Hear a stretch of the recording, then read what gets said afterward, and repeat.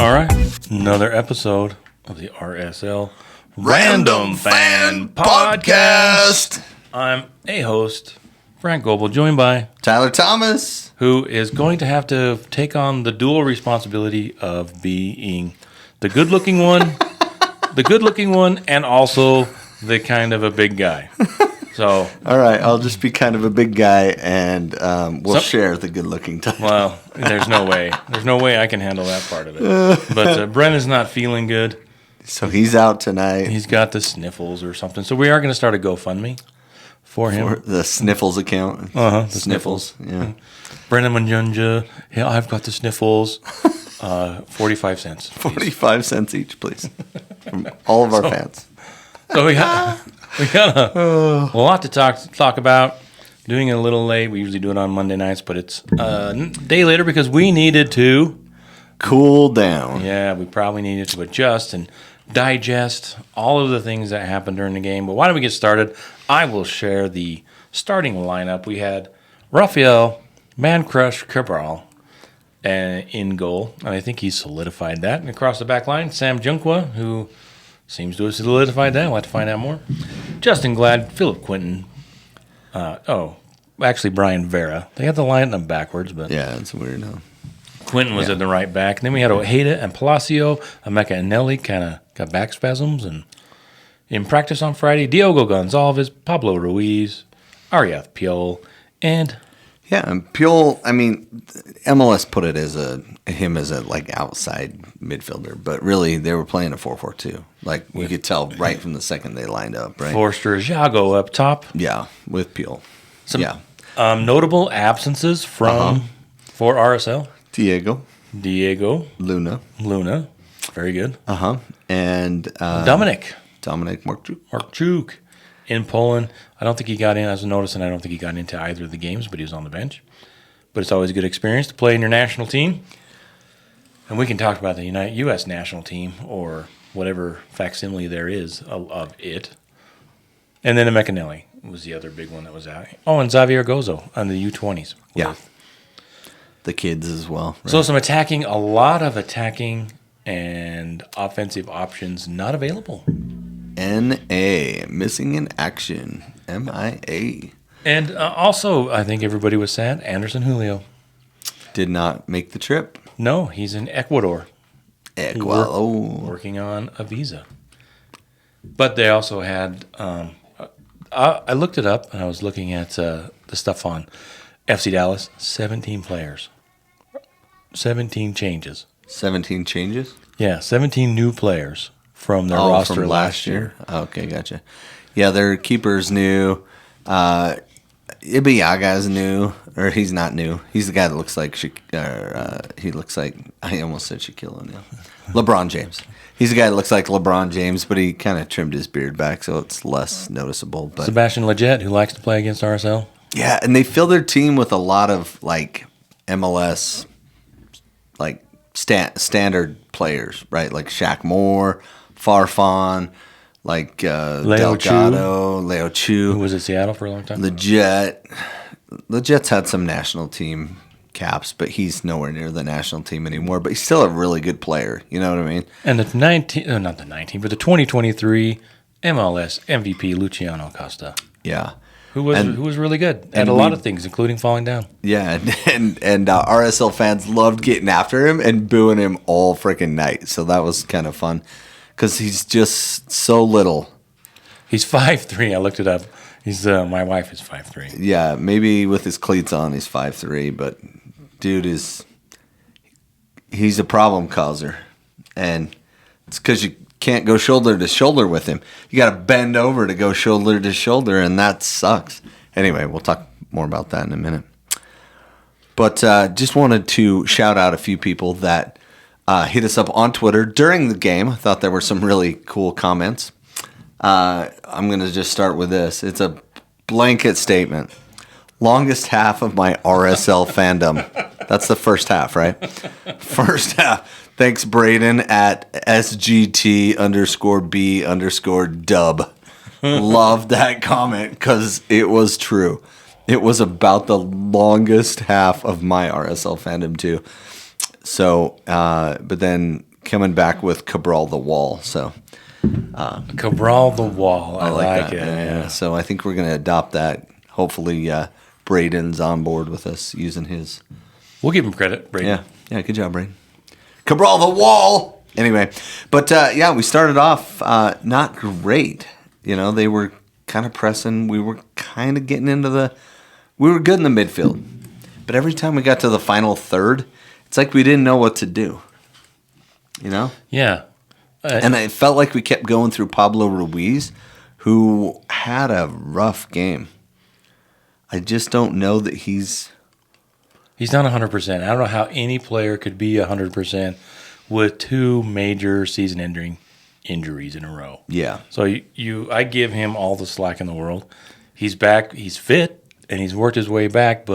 He's working hard. Yeah, but to have an impact and be an impact player, he's got obviously a long way to go. Yeah.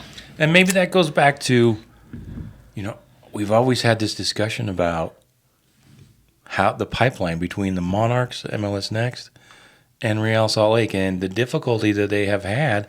They had one good run with Glad and Vera, and who was the right Aaron Herrera? Not Vera. Vera came from I was thinking Colombia, Brody. but yeah. I was thinking Brody. Glad, Brody, Herrera, Ochoa, maybe. Brooks Lennon was in that class, and even Mr. Fake Right Go Left from Park City himself. Oh, yeah. Yeah, he was. Bofo Salcedo. So those guys were all in that same class. And it's interesting because when we were at the, what was that meeting? Fan season ticket holder appreciation night. Jason Christ said, we intend to get back to those days where we not only recruit most of the kids from Utah for the academy, but also we get them to that level where they're MLS ready. And it seems like we might be always away from that. Yeah.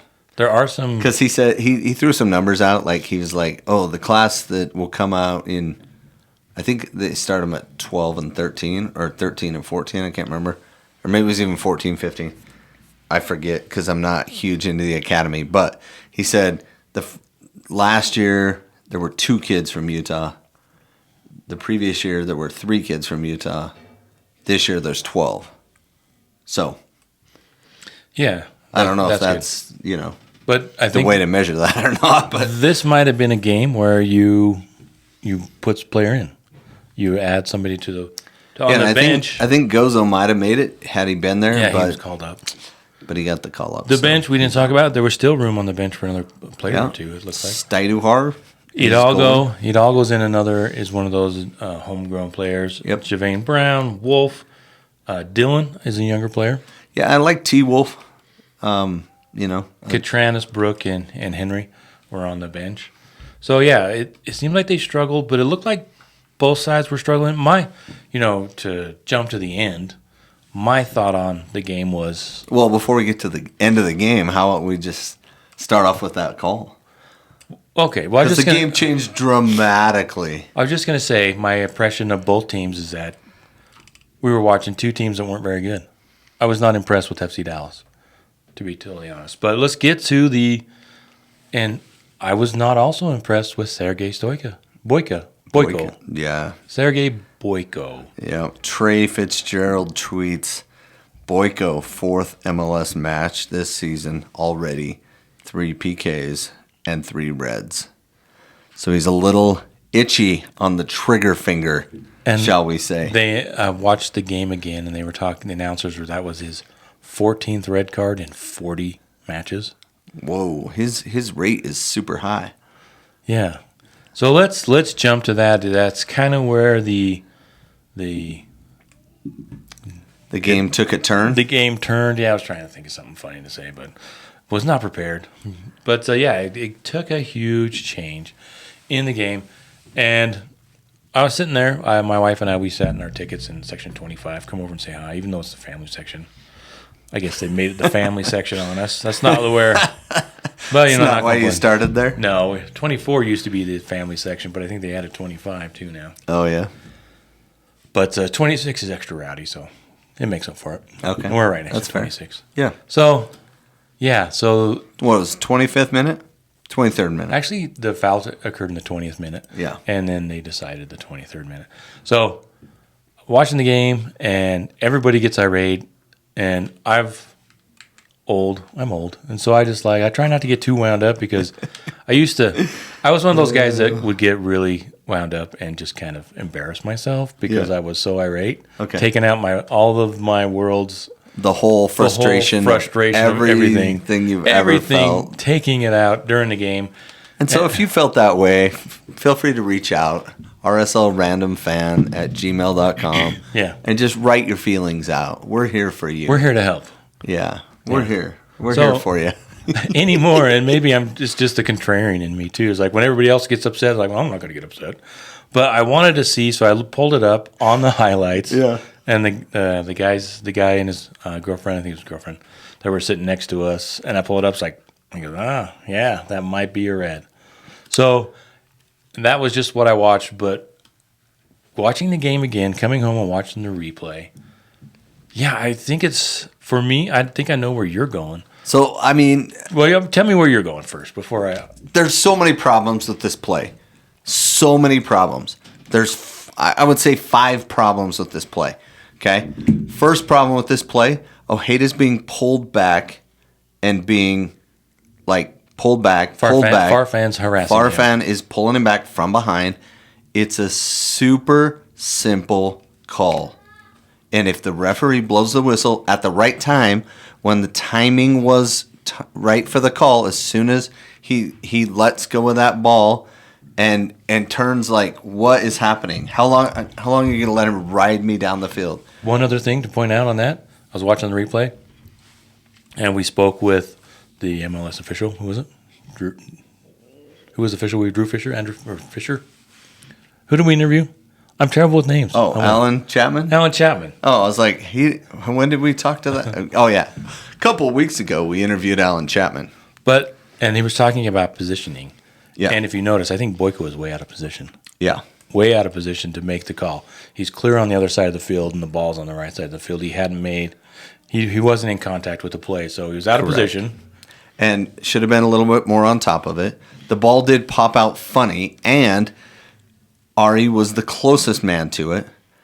And I understand the concept of playing on. I do. I get it. And most of the time, I agree, play on. However, when your guy's getting rode all the way down the field, you blow the whistle, you stop play, and you card the player that did the offense. The professional foul, whatever they want to call him now. Yeah, whatever you're calling it, right? That's you stop play. After let's be honest, okay? If someone's riding you down the field, they kick you once, they kick you twice. By the third time, you want to turn around and punch him, right? So the ref needs to realize that, and after the second or third kick or the pull or the push, you stop play. You just do. And then they're going to complain and they're going to say, I had an advantage. And I was like, I didn't like the fact that he was kicking you. And then the player that was being kicked goes, okay, I can take that as a right? That's the call. He didn't even card the guy. Okay? Farfan. He didn't get it. Farfan got off with nothing. He got away with it, right? Pull him back, and he should have stopped play right there. Didn't, right? And so then the ball pops out, and Ari's thinking, well, it's a yellow, right? So I don't have to, go crazy into this challenge. I just need to kind of step over it and hold the ball till the ref blows his whistle and gives a yellow card. So he's not going into that challenge thinking anything. You could look where his eyes are looking. He's not looking up at the player like, you suck. He's looking at, the ball where he's like, I'm just going to protect the ball. And that guy was flying in. He was coming in with all sorts of force. So the force of the tackle isn't created by Ari. Ari isn't creating the force of the challenge. He's stepping to the left. So go back and watch it 3 times. And yeah, his cleats catch the guy. But if you watch who initiated the cleat to leg challenge, the guy comes up underneath and comes through him. So if anything, it's hey, what are we doing after this play that was clearly a foul in the other way? like, you guys calm down, right? Like, come over as a ref, be like, whoa, calm down, guys, right? Like, communicate, like Alan Chapman was telling us. You got to come in and get involved because these guys were just ready to kill each other. And there was 4 of them right there. And they were, at this point, they're already, like, ticked, and the guys yelling at each other, and, right? Like, it's chaos.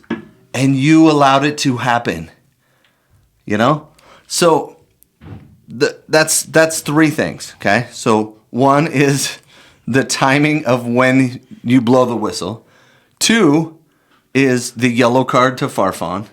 3 is the speed of the challenge is enacted From Delgado? by Delgado, not by Piol. And 4, then, of course, he didn't see even anything that happened. So he didn't see it at all. And then he slows it down at the you know, The VAR. the VAR, right?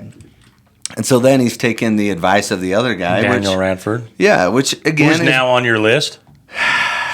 not yet, but not a great time for that. What I'm saying is, if he calls the foul right, or if he was calling the foul and then the second play happened, you got to let that go. Clearly, the guy wasn't injured. There was some force in the challenge, but he didn't come in cleats up at the guy. But yeah, his leg was straight because he was almost to the ground, and the guy snuck under him and kicked it. Right? Like, that. It's not the same as lunging into a challenge and going over the ball cleats up. That's not what happened. So people that are saying that online, you don't know what you're talking about. Either you didn't play soccer, you don't know the difference between coming over the ball to attack somebody or stepping to shield off the ball, which is all he was doing, which the other guy, Delgado, probably shouldn't have even come in with that much force, but he was, trying to set a tone and whatever. He got subbed at halftime, I think, didn't he? Yeah, he had a broken ankle. He was fine.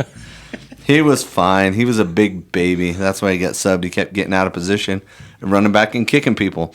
Now, so that's 5, right? Did I get 5? Because if not, I got a couple in the reserve. Because we had out of position too. Right, out of position, right? So there's 5, 6, whatever. So many problems with that play, right? It never should have happened. If it did happen, did it happen in the run of play? Was it after the play was called? Because that's a different level now. That comes back to the whistle. Because he blows the whistle right as Delgado's coming in. I made a mental note of that. Not that it matters, but it did stick. So if he holds up even just a tiny bit, that challenge isn't even a challenge, right? Like that's why I hate the whole. It wasn't a stomp. He didn't cleats up. Like it's almost maybe he stomped him. Maybe there's that indication of he stomped him because he did get his cleats on his foot, and he went over the ball. He was already over the ball. That wasn't the over the ball thing. No, if he just doesn't stick his foot out and Delgado he doesn't comes in, straight leg. Yeah, Delgado comes in and smashes the ball, and maybe Delgado gets a yellow for being. Well, he should have. Yeah. So because that was the reckless part of the challenge. It didn't come from Piol.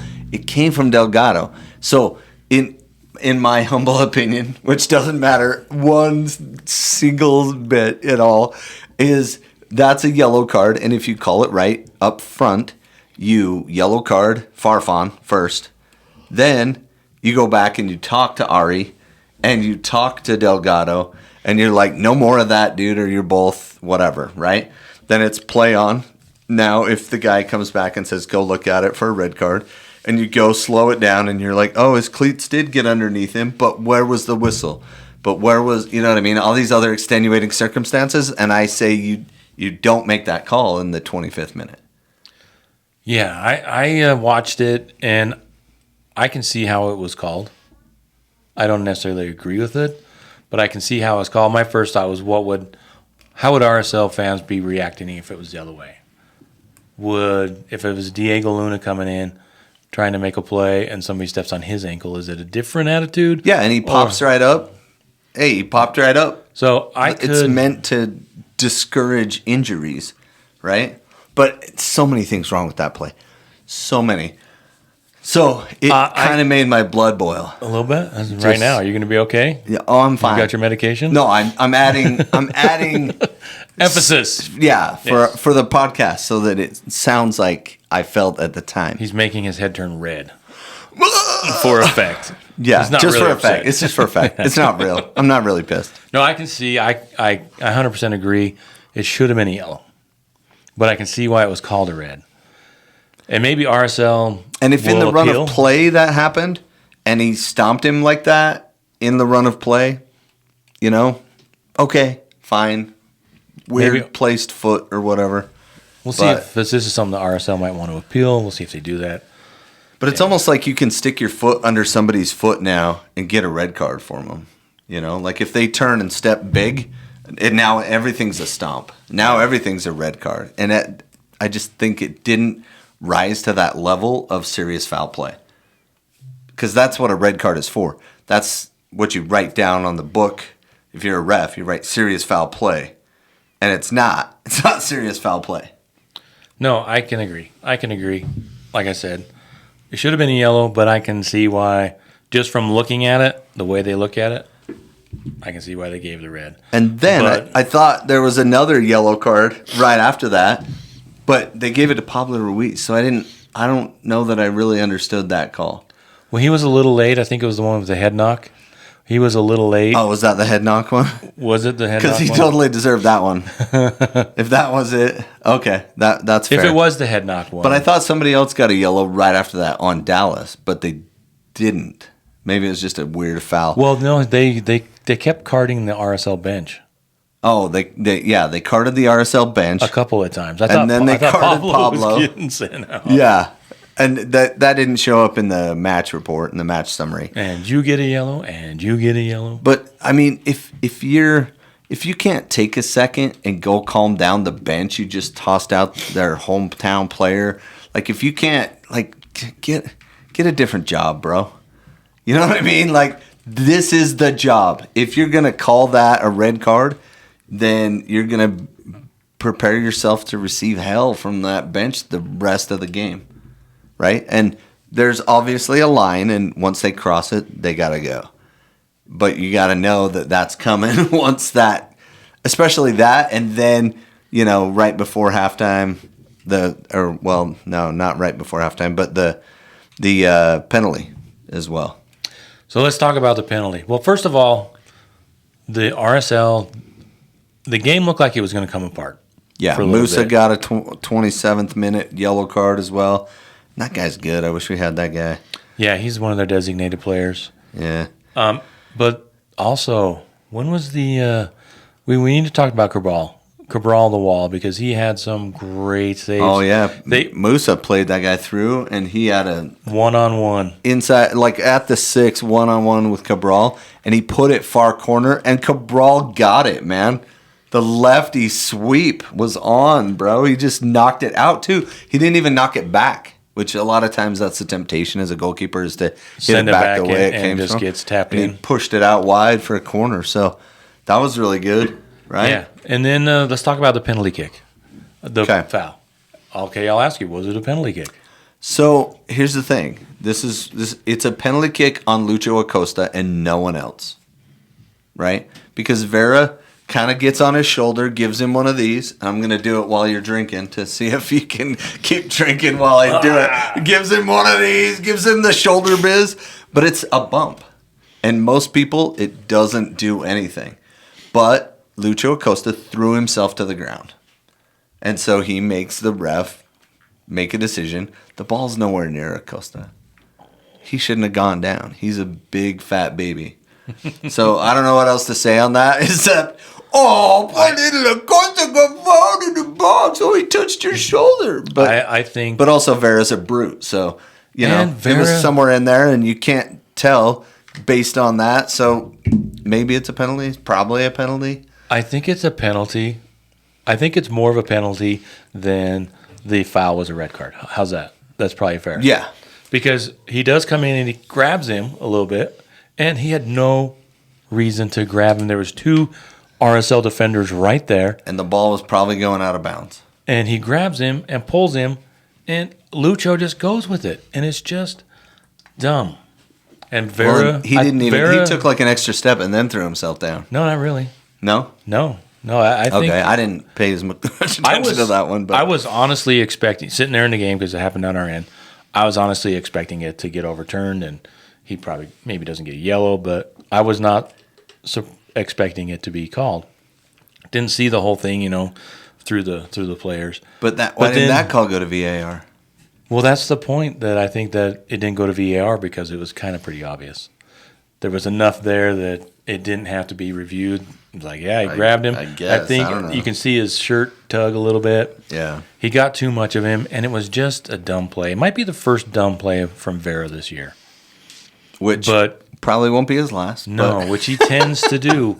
His Jekyll and Hyde personality coming out a little bit. He had 2 this game. One of them was kind of legit, but this one, there was 2 defensive players in there. He just could have stayed with him or found somebody to follow.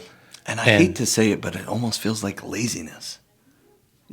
When Vera just drops somebody instead of rushing back and playing good defense. Yeah, there is Pablo Mastroeni talked about it in the postgame. Again, they need to work on box defending, and they have not improved. Maybe they have improved, but they still have. It still comes up every game. They need to work on their box defending. Now, I think Quentin's a better box defender than Vera, but Vera brings that left-footedness. So I say just put Vera out as the left back, man. Then we got 3 of them out there fighting for time. But, yeah, play them all. Play them all at the same time, bro. Yeah, I'm just kidding. I think Vera out there at the left would be dangerous. Yeah, put Vera at the left and then move Katranis up to midfield. He's already playing there anyway. I'll tell you this: I was surprised to see Vera back this year. He has the. They mentioned that he's like Jekyll and Hyde. There's 2 people in there. Right? It feels like it in the game. Like he's chill and cool and calm and collected and helping his brothers out, so to speak, And then all of a sudden he's losing his mind and wants to spit on people. So, Yeah, I sooner or love later. him, but. Yeah, sooner or later that's going to become an issue if it hasn't already. But that was not a smart play. But fortunately, Acosta did not take a very good PK. And Cabral got to it. I mean, it wasn't a bad PK. It wasn't close enough to the corner. Cabral guessed right, but he either guessed right or he read him. I think Cabral is very good at what he does. Yeah, he's my favorite goalkeeper since. Well, he must have done his homework because the announcer said Acosta goes that way. He went that way 4 of the last 5 times, or something like that. So the odds were that he was going that way.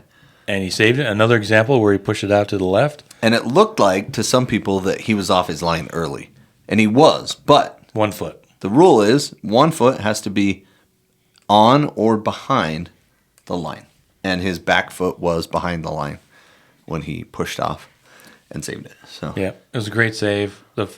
I thought that it was probably the most electric the stadium has been in ages. Okay, now here's the game inside the game, right? He misses that, and Philip Quinton gets up in his face, which is funny because he's not anywhere near his face. Oh, yeah. It's like his belly button is near his face. And so he belly buttons him in the face and goes, "You suck." I don't know what he said. I'm just making it up. And then Acosta did that. And then Acosta threw his hand at him, which, again, why was that not reviewed? Acosta reached out and hit him. Because nothing. It was so Quentin fell over just to be funny. I think it was just to be funny, but maybe it wasn't. Maybe he was really trying to, because it looked like he threw a punch at him.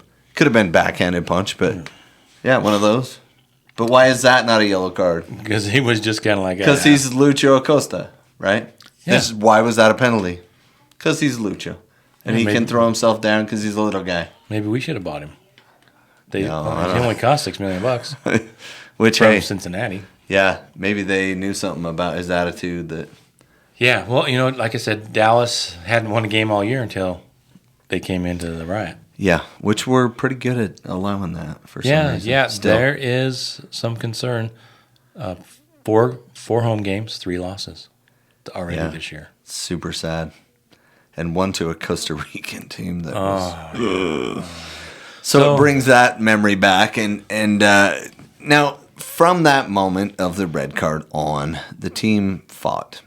And I don't know if you heard the post game where I asked Pablo, do you dial that up a notch? I wouldn't have missed it. Right? I was like, everybody else was just asking like questions around like, well, how do you think your team responded? And I was like, dude, did you get more insight on that red card?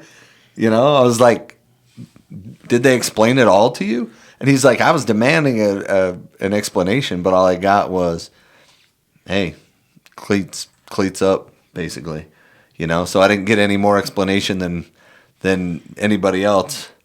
But he's like, and very frustrating to, you know, have it go out that way or whatever. You can go watch it online. There's 3 or 4 people that posted it, including us, right? We'll get there. Did Brennan post it? He didn't post it. He sent it to me. I'll get it okay. posted. He's not feeling good. All right, it's coming up. But anyway, post-game show was kind of cool. And then I was like, hey, but Pablo, like, what do you tell your guys at that point? Do you tell them, like, take it up a notch? And he's like, yeah. He said, I say go create chaos. Like, especially when you're down. Push it, yeah. Because the ref's likely to not give another red unless you're a straight jerk face, you know, whatever you want to call that move, right? Yeah. And Forster and Jago went out and started just trashing people in the second half. Well, I liked it. So after the red card, the game kind of got a little chaotic, and it was people losing their heads. Super chippy. And then the PK, and it seemed like after the penalty kick, RSL calmed down, focused. Quentin started teasing Acosta. And I thought that after that, RSL outplayed them, even down a man. And a lot of the time, it looked like Dallas was down a man. But also, they have the 1-goal lead, and they're up a man, and they're probably sitting back waiting for a counter and all of that. But we get to the goal. We get to late, deep into stoppage time, and this was... And Pablo Ruiz was kicking people a lot, you know, and stuff. And I thought he was going to get a red, especially after that headbutt. That was late, and it was right in his temple. Like, I felt like it was a cheap shot, honestly. I wouldn't have been surprised if he got a red for that. He was late, and he headbutted him right in the side of the head. But it hurt him, you know. It opened him up. He started bleeding. And could you see that from where you were sitting? Not where I was sitting, because he just walked over to the bench. But on the replay, you could see the right side of his face was all bloody. Down. And then I wasn't paying attention. He came out with he probably had a headache. The wrap on it. And the red bandana. So talk about the goal. It was late, deep into stoppage time. It was 7 minutes into 5 minutes of stoppage. And I was like, how did that ball get there? So what happened was Quentin took his cue from where the ball was kicked. It was deflected slightly, so he didn't adjust to the flight of the ball, and Acosta did. So it looked like he was offside, but he wasn't because he was held on. And then he slid in because he was going to a different spot than our boy Quentin was. And that's why. And it deflected. And then it fell to him, and Quentin was going where it wasn't deflected, right? So he didn't reposition himself after the deflection. And so he snuck in, and the 5'3" guy scored a header on us to win the game. Yeah, there wasn't anything Cabral could have done to that. It's so weird, dude. It's like the time when, what's his name? Plata, right? When Plata scored on a header, right? And you're like, how did that even happen? Yeah, the bad part about that goal is that RSL was tired, but they fought so hard. Dallas brought that ball down the left side. Left side. As they were bringing it down, the ref said 5 minutes of stoppage time, and this was the 7th minute of stoppage time. Go ahead. But I think there was some added injuries. People were just faking injuries left and right. But they're tired. They're getting kicked, and you know what I mean? They brought it down the left side, and then they passed it right across the top of the box, and literally right across the top of the box, and missed all the RSL defenders. The one Dallas player played a dummy, let it go through, and it went to Shaq Moore. And Junkwood did come out, and as his right foot came out, it deflected off. And fell awkwardly to Acosta, who just nodded it in. Doing. And everybody was upset that, call the half, man. And that's where I go back to my boy's comment on Twitter about, bro, longest half of my RSL fandom, right? Like, we're just going on and on about this first half and how horrible it was. Just brutal, right? It looked like a high school soccer game where the two teams hated each other. They play for rival clubs and they rival schools and they hate each other and they're calling each other names as they take each other out. It kind of goes back to like it's a fun game to play in when you're playing those kind of games, but you're also like watching your six. Like, am I gonna get taken out and dropped and broken knees, or like that's a little bit of a fear in you. And I think it's kind of fun to have a game like that every now and then, but it kind of drove me nuts too. Yeah. I like the fact that I don't like dirty games. But it's nice to have some. But we were the dirty team. Like, we cracked them way more than they cracked us. And so some of them started getting chippy in the second half, but we'll get there. So we get to halftime. We're down 1-0 after, and that's demoralizing. That's any game, let alone down a man. So who's your orange slice then? Orange slice got to be Cabral. For halftime, yeah. I give it to Cabral. 2 real good saves in the first half. Yep. Yeah. And the penalty save. Yeah, he was all over the place. Yeah. And you know what I love about him? He has great distribution. He drops the balls right on the player. Yeah. He missed a couple, but more often than not, he does. He puts it right on him. Put it right on. And I like the fact that when he gets the ball, he is ready to distribute. Yeah.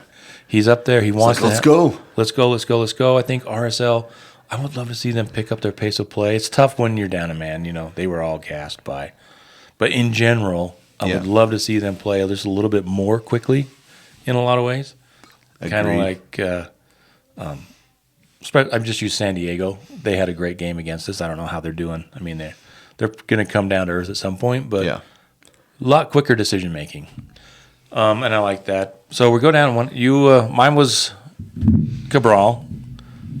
And then, what about you? Yeah. So, can I do a lime slice? What's the opposite of an orange slice? Is that for bad or good? Bad. For a bad, it would be a lemon slice. How's that? Okay, sure. Lemon slice goes to Pablo Ruiz. I love him, but he was so bad. You're not. I don't think you're alone. He was late. He was kicking people all over. I was like, he's gonna get a red card in the first half, or at least 2 yellows. And he was poor in distribution. He couldn't get past. He didn't try to take anybody on.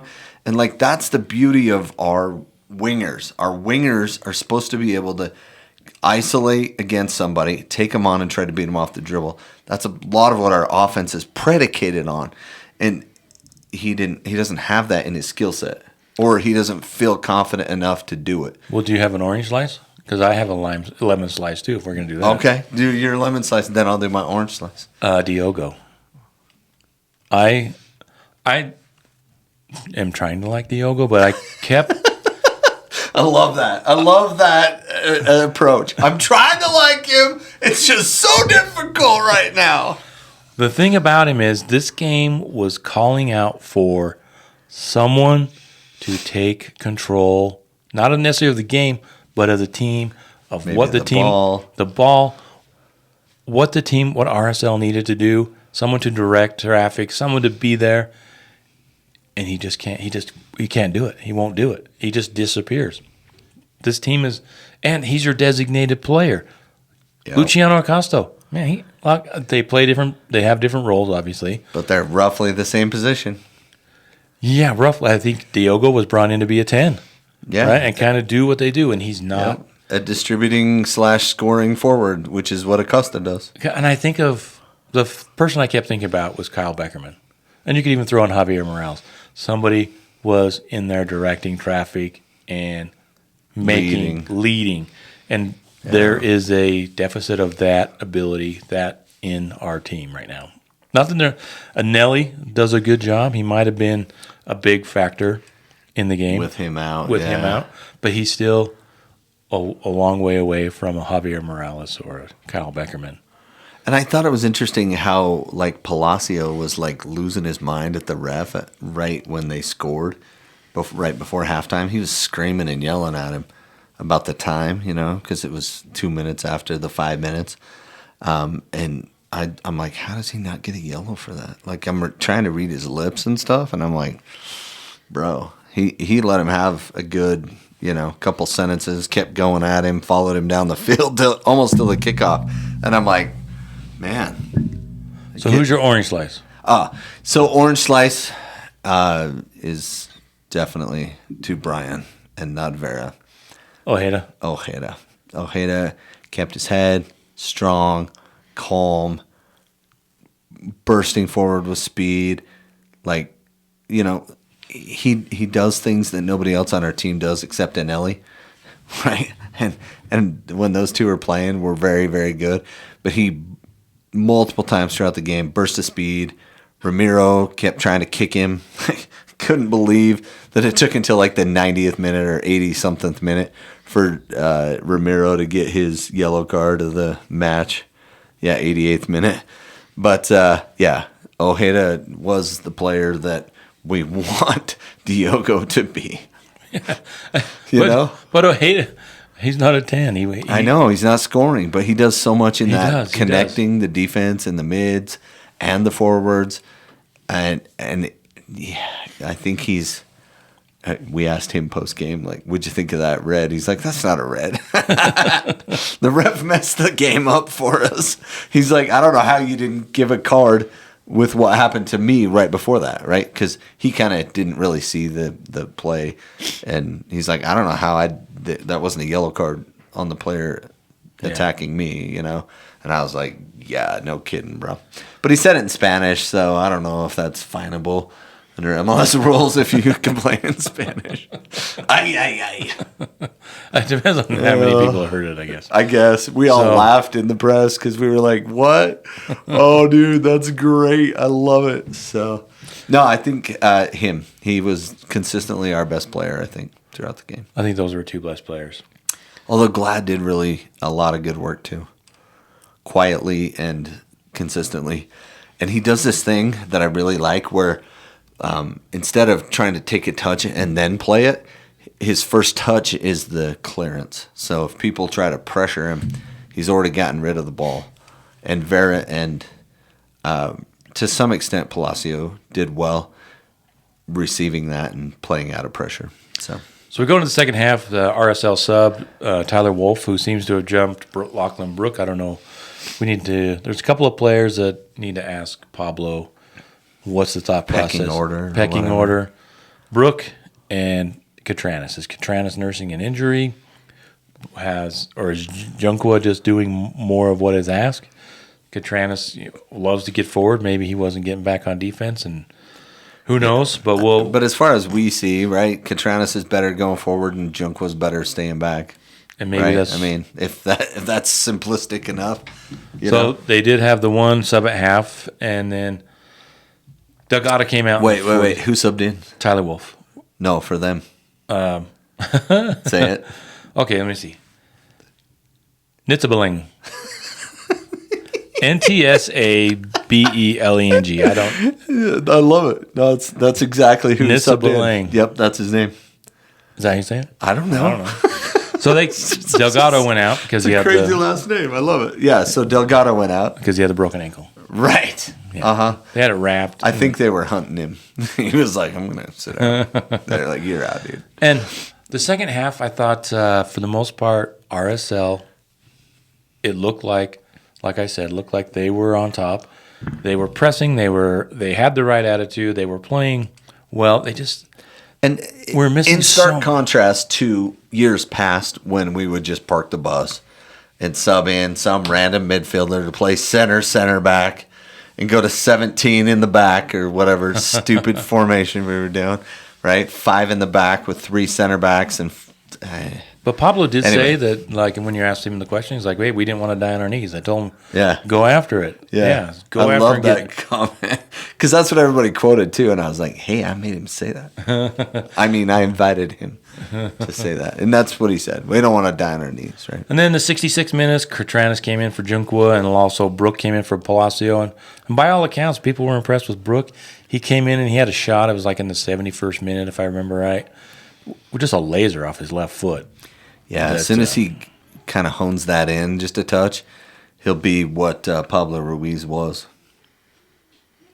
Probably. Remember when Pablo Ruiz could shoot from distance? Remember that? Yeah. Remember when that was a threat and Yeah. people were like scared of it and he could do it? I don't know where it went, but- it kind of got chippy. You know, Oh, Jago. it was chippy all the time. Jago got a had, yellow. I think it was his 7th foul or something. And then Or at Farrington least got a his yellow for 7th them. knockover. He was just knocking people over. Oh, Farrington. Here's the other one. This is the other dumb play by Vera. So it was a nice shot. It was a good save by Cabral. Knocked the ball up. Vera's on the end line. He heads it over, and Farrington comes in and plows him into the net. And then Vera gets up and pushes him in the back. And again, if the referee is True, on top true, of it, true, if true. the ref comes running over and yellow cards Farrington for that cheap shot, he doesn't feel like he has to defend himself because the ref took care of it. Yeah. He got his justice already. It's done, right? And Vera can just play on. But instead, he gets up out of the net, looks over at the ref, and the ref's not walking towards the guy to give him a yellow card. So he's like, all right, well, I guess I'm taking this into my own hands. And there's this weird thing in soccer where you can push a guy and not get a yellow. But sometimes you push a guy and you get a yellow. And it's all just, whatever. The game. Sometimes during the game, I've seen guys run over, 2 hands, push a guy, knock him over, clear him out, nothing. Have you ever, No stop and play. Sometimes the game is stopped. Sometimes on corners they do this. They just run up and shove the guy to the ground. And it's like, dude, is this a yellow or is it not?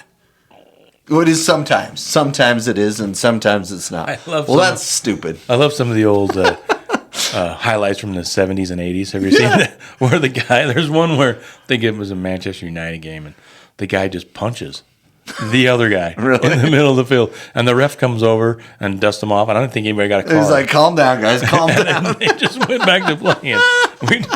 We don't want to get back to that. But No. then Quentin, what did Quentin get his yellow for? Oh. Quentin, I should have given him an orange slice for the play of the game. Yeah, what was that? That was when he just wiped out that guy over on the wing. Oh, yeah. He just kind of wiped him out. Clobbered him. Well, he kind of took a touch, and it was their center back. He wasn't really a threat to go on goal. But this is one of those times where I think it's like, okay, I can run him down 30 yards, or I can just wipe him out and take the yellow. And Quentin's like, taking the yellow. Yeah, it was. I think it might have been the highlight of the game. I think a lot of people cheered that one on too. Then I think he kind of chuckled to himself as he was walking back. And then If I Henry, remember right. the center back / left back / Right striker back. Now striker added to his resume. comes in for his Jago. Just don't put him in a keeper, right? And I've heard people say, I know he was in the right places, he was doing the right thing, but you can't expect him to make the right run. You can't expect him to get a striker's goal. You know what I mean? Yeah. Maybe a scrapper's goal, but he wasn't coming in to strike on goal. But and then but he fought hard and knocked a few balls down, and we got a few chances off of it. So he didn't play poor. And then the rest of the game, Dallas was working on getting yellows. Yeah, then they started just knocking us around, and Ramiro got his well-deserved yellow. I think he was on his 6th foul or something, too. And also, Cabral also had a brilliant save from Leggett.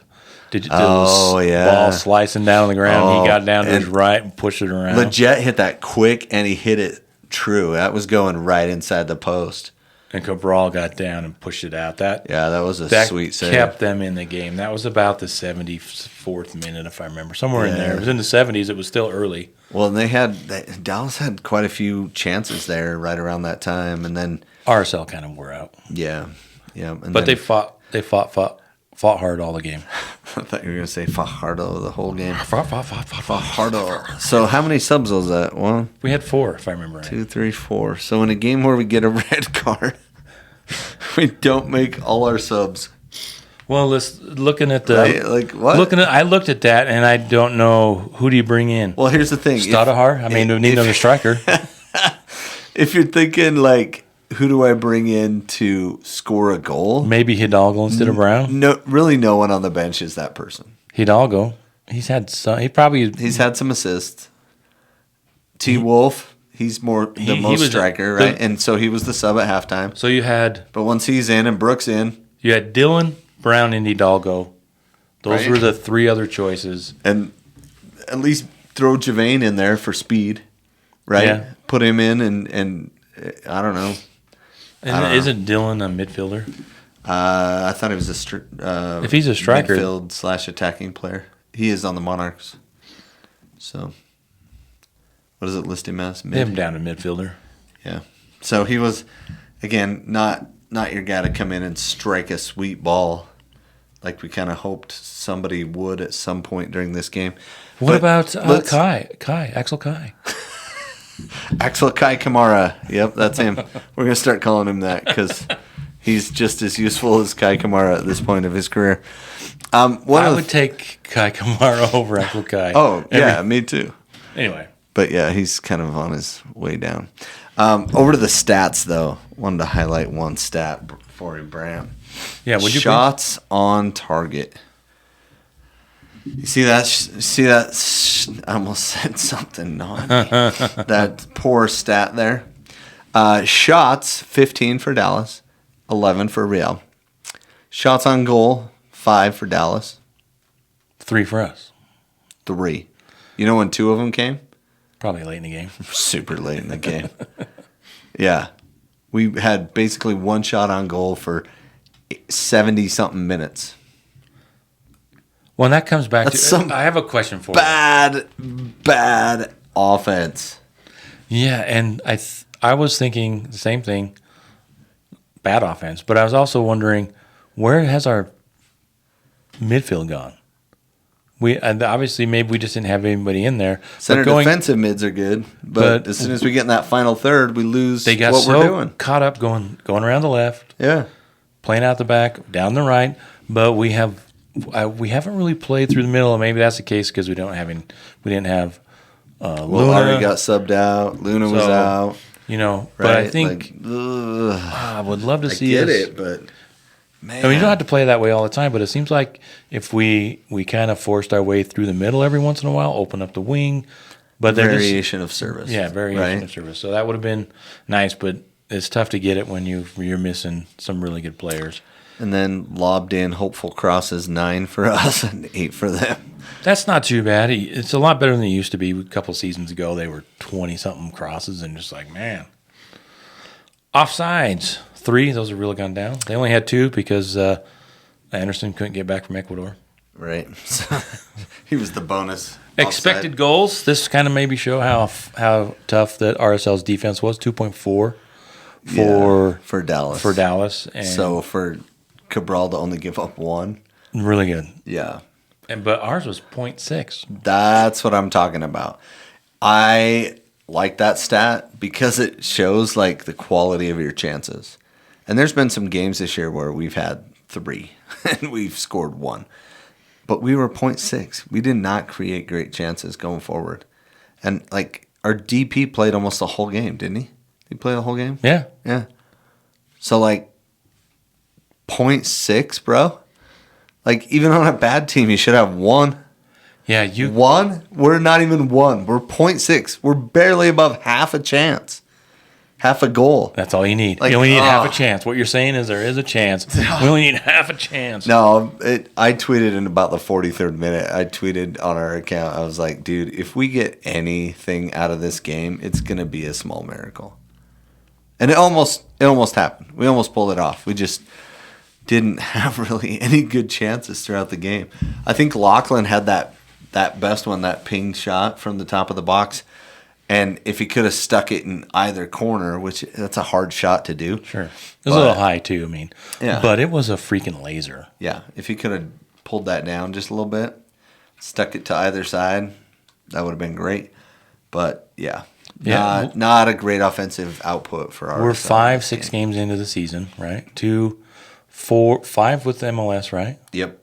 And 2, so 7 games in. 2 with the CONCACAF. And our designated player is nowhere to be found.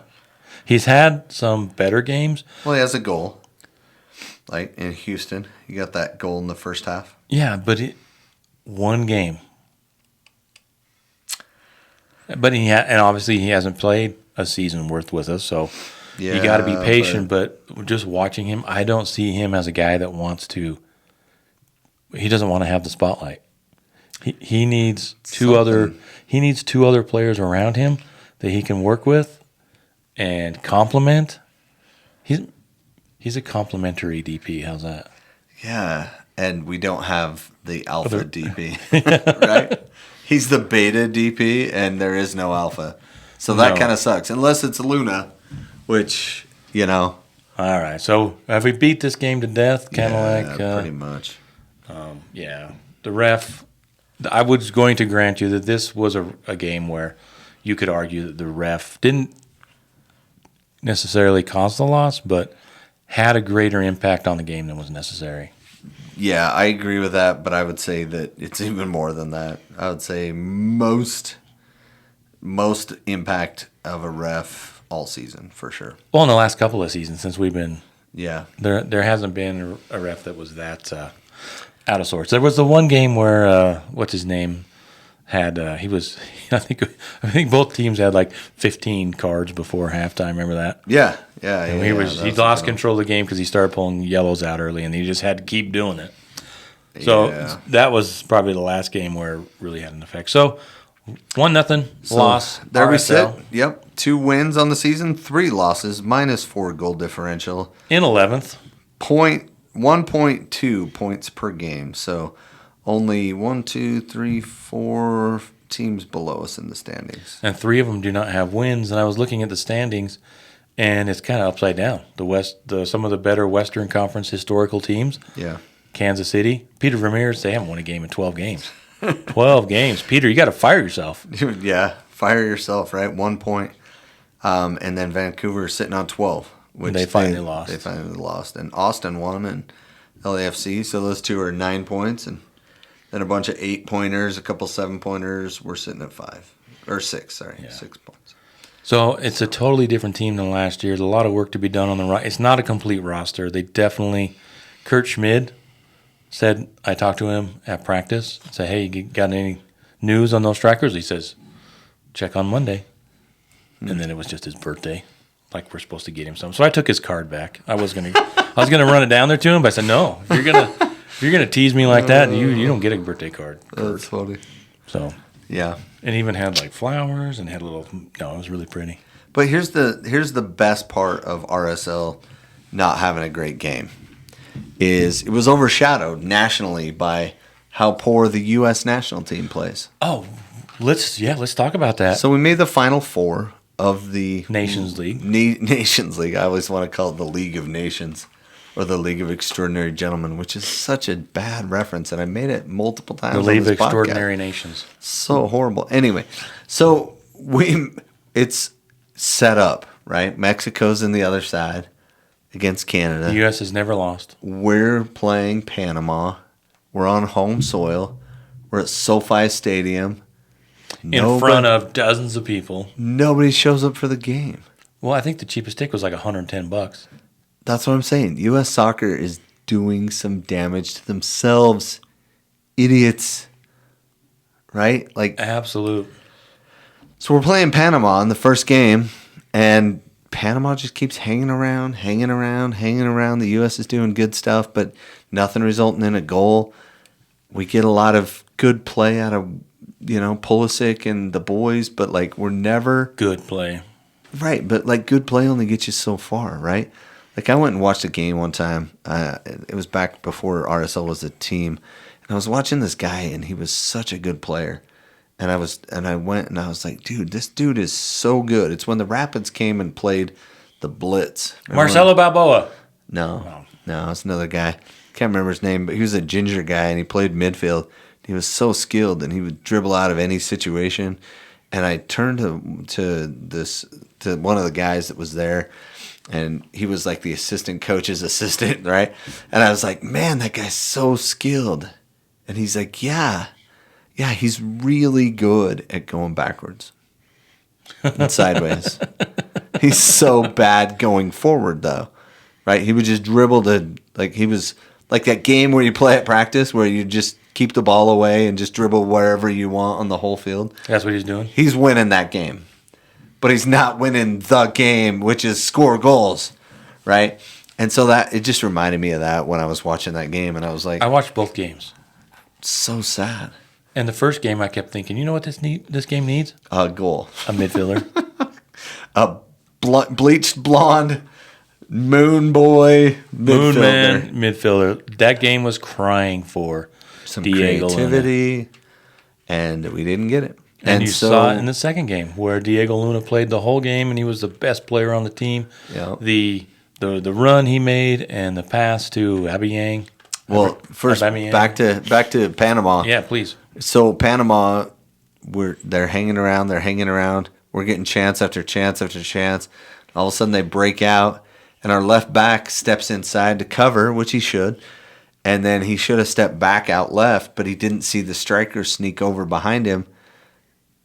But you go back to your position. Talk about lazy. Yeah, he should have hopped back out wide, and instead the ball got played out wide. He took a touch, had a shot, and put it just inside the post. It was a great shot, but Matt Turner should have covered it, and Tony Miola ripped him up and down for missing that. That's an international keeper level save that you save to keep your team in the game. But he scored, and then he went and celebrated with Thierry Henry. Did you see that? Yeah, I was watching that. That was crazy. He's like, "You're my idol," in Spanish, you know. Anyway. So, yeah. Crazy. And then Panama wins 1-0. And so we go to the third place game. And Diego Luna played the whole game, and is another case of, well, Canada played really well. And Jesse Marsh is a good coach, but he's a little demonstrative. I thought He got tossed.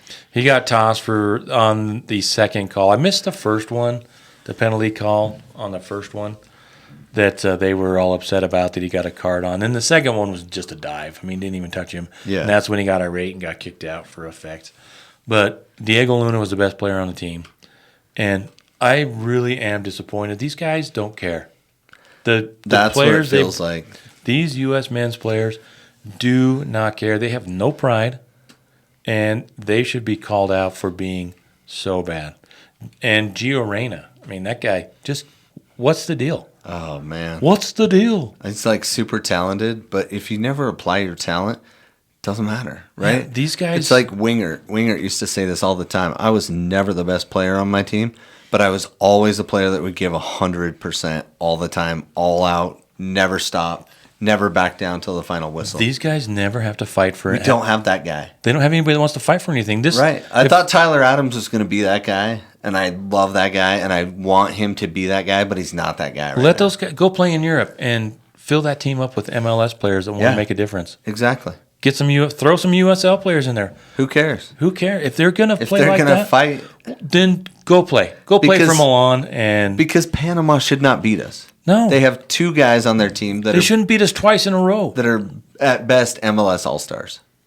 Yeah. At best. And the rest of their team is, Coco Carrasquilla. And then that other guy. Yeah, I was totally disgusted with. And we should have scored 3 times. Yeah. Easily. But that's the problem, is the old days, like the Kobe Jones, Frankie Hayek days, where you just kind of had a surfer dude that came in and played soccer, right? Like, those days are gone, man. Well, also the those red, guys, white, and blue, like, draped in the flag. Like, there's not that connection right now. When Dempsey, and Donovan, and even, Tim Howard. When those guys got an opportunity, they had to fight, too, because they're like, oh, here comes an American. These guys suck. Yeah. And they had to prove themselves over and over and over at every level. The guys we have playing now, they're good. They might be better, but they've got no heart. And that's why we didn't qualify for the last World Cup. Well, not last one, the one before that, but still. Yeah, and still hurts. Luckily the World Cup's here, because we wouldn't qualify. I don't know, man. They have the expanded number of teams in the, Pochettino needs to really light a fire. And I think he kind of mentioned that after the game. Well, and he did play 3 MLS guys. Arfston played left back, and he was, And we talked about the goal from... Some of his naivety was on display as a defender, but he played to his level, you know what I mean? And he has a higher upside. And then Luna played lights out, and then Aubameyang, the Charlotte guy. Yeah. However you say his name. Well, it was a great goal. They found Luna. He makes a lovely run. Yeah. And he had a shot. He kind of bobbled a little bit. And then he sees Aubameyang coming. Yeah. Set him Just up nicely. Perfect. And Well, and he barely scored. Like, it hit the guy and went in, right? Like, he hit the under leg or something. Anyway, it was still In the lucky to five go hole. in, but he should have just put it in the corner, which would have been fantastic. But, yeah, man, the MLS guys combined to score the goal. So, yeah, it says a lot. That there's a lot. We'll see what happens in the Gold Cup, but they got a lot of fire into these guys. You can say, hey, if you don't want to play, don't come back. Don't accept the call. I think that's what some of the, Dempsey and those guys were lighting them up. Who was the other? Donovan, There's another one. Dempsey, Who's on the Tim Howard. on the call with on the desk? With, Charlie Davies. yeah. There's some of them. Yeah, just ripping them, Yeah, he and was they on should for Panama. because that's. Yeah. I think about Kyle Beckerman, what he had to prove, and because he wasn't in the game, they ended up losing. Not that he would have made a difference. Might have turned out different in RSL, but the men's team might have made it to the next round, the Final Four or whatever it was. Yeah, Belgium. So, bad news, good news. Oh, Time for the Come On Crawley update. what? Yes. Did you see the video I sent you? No. So, I mean, I did, but Yeah. tell. Okay. Pray tell. yeah. He's back. Who? Scott Lindsay, Who's the Scott maestro. Lindsay? The guy that saved Crawley Town from relegation Last time. 2 seasons ago. Yeah. Came in and turned things around. He's a no nonsense coach. Like the first thing they went like 16 practices before everybody showed up on time. The first time. That's how much disarray there was in. Then last season, stars aligned. We ended up getting promoted, and then the first few, whatever happened in the first few games, we were in 5th place after like 3 games, and then he decided. Somebody came and bought him or something. Well, we did end up doing a huge yard sale and got rid of all of our players. A car boot sale, I guess that's what they call them over there. Okay. And got rid of all our players, and there was some acrimony or whatever. But he decided to go to the MK Dons, and we ended up getting Rob Elliott from Gateshead, who won a couple of games out of 30. Yeah, a lot. And so Lots of losses. they last week, the week before, they fired. They fired him? Yeah, they fired Rob Elliott. But a couple weeks before they fired, MK Don said, "Oh, you're not working out, Scott." So he said, "All right, pay me, I'm gone."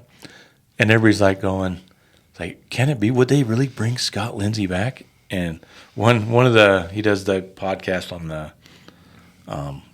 Simply Reds podcast. Is that the Crawley Town Yeah, podcast? It's the one. Yeah, it's one. The Palmer Crawley Town podcast. Besides this one, and he says there is no way if they sign Scott Lindsay, I'll get a tattoo of Preston Johnson's beard on my leg.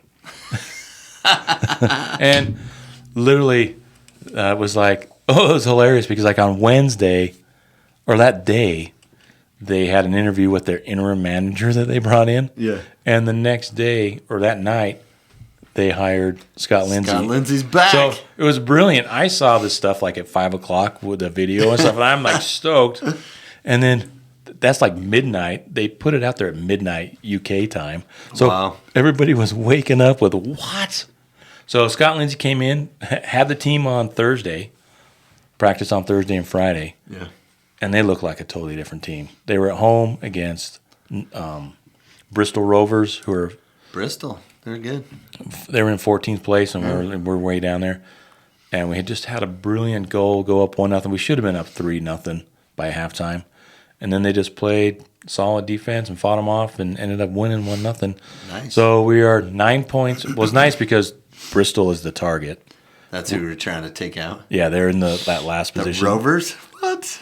They're 12. We were 12 points behind them. Now you're 9. We're 9 points behind them with 8 games to go.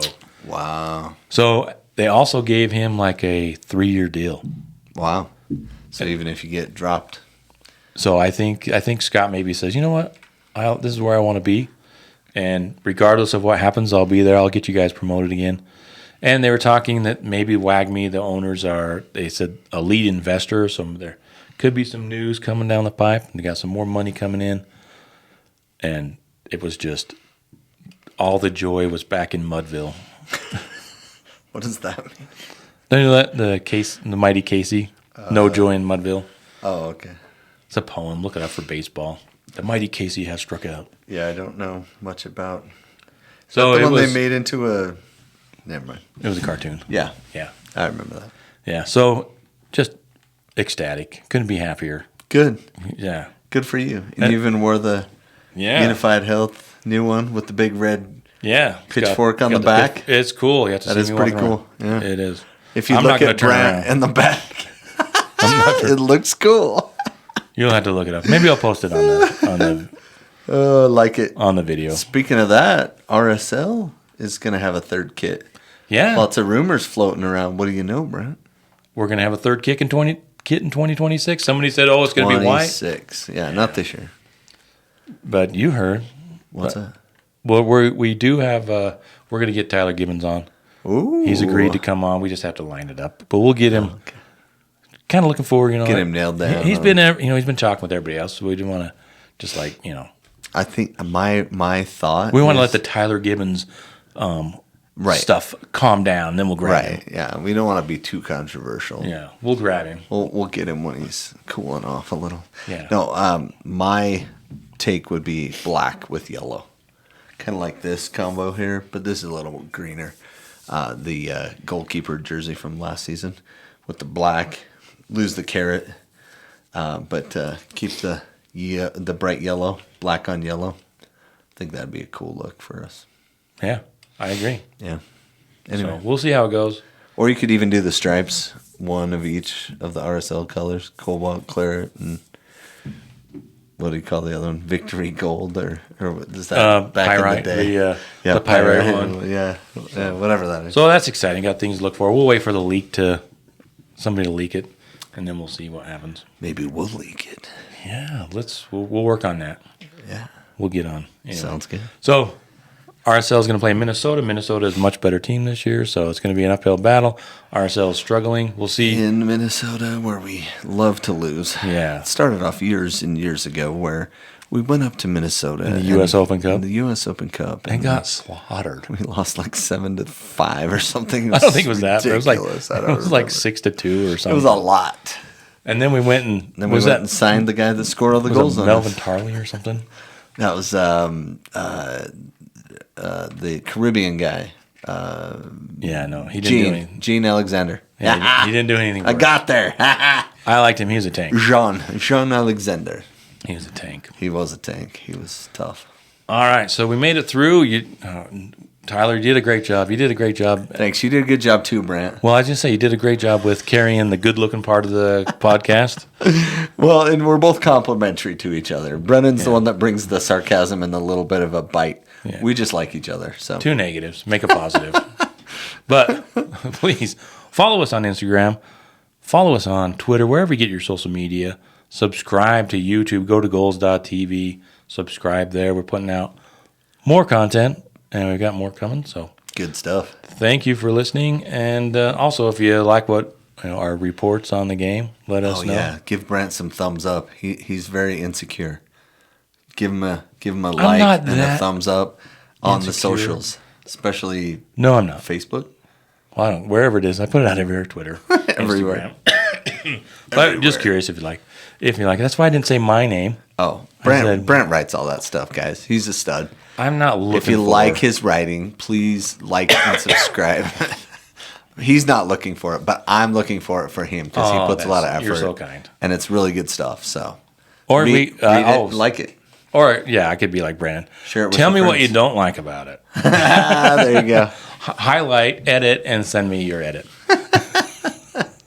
So, I put this into ChatGPT. Here's what it said. It said you have too many run-on sentences. yeah, you don't know how to use a comma. Right. Oxford comma. So anyway, thanks for listening. Have a good one. See you.